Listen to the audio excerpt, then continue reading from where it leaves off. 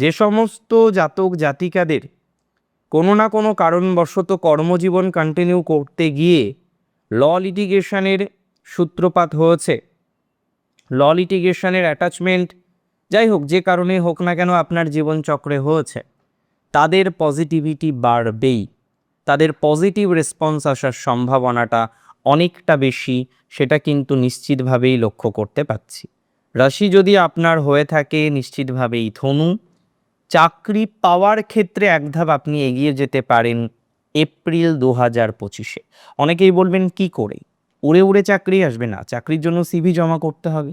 এবার দেখুন ঢায়া শুরু হয়েছে, এপ্রিলে ঢায়ার প্রভাব থাকবে শুধুমাত্র মূলায়, যাদের প্রথম চরণে জন্ম। বাট আমি আবারও বলবো, ম্যাসিভ নেগেটিভ এক্সপেক্ট করছি না, ম্যাসিভ নেগেটিভ কোনো পর্যায়ক্রম দেখছি না।